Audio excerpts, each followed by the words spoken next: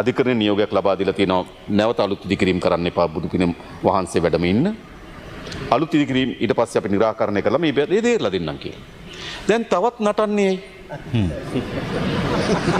නෑ මම මේ කියන්නේ දැන් නටන්නේ මොකටද? love you bro. මේ මෙතන තමයි තියෙන ප්‍රශ්නේ. ඒතකොට තමයි මේකේ අවශ්‍යතාවය තිබුණේ අර ජාතිවාදී කණ්ඩායම්. මේක දැන් අර අවස්ථාවක් මත වුණා ගිනි තියන්න පුළුවන් හනුමා වලිගෙට ගිනි තියාගත්තා වගේ නේද? පොඩි හනුමා ගිහිල්ලාද කොයිද? හරිද? හරිද? ගිහිල්ලා දැන් මොකද කරන්නේ? මේක හැමතැනම ගිනි තියනවා. මේක ඇත්ත කතාව. හරිද? ඒ නිසා අපි තාමත් ශක්තිමත් ස්ථාවර මම පසුවත් කියන්නම් මේ ජාතිවාදයට නම් ඉඩ දෙන්නේ නියම. ඒකේ හැම මහත්යම තේරුම් ගන්න. මම නෙවෙයි. මේ රටේ බෞද්ධ ජනතාව ඉඩ දෙන්නෙත් නෑ. මේ රටේ හින්දු කතෝලික මුස්ලිම් පොදු ජනතාව ජාතිවාදයට ඉඩ දෙන්නේ නෑ.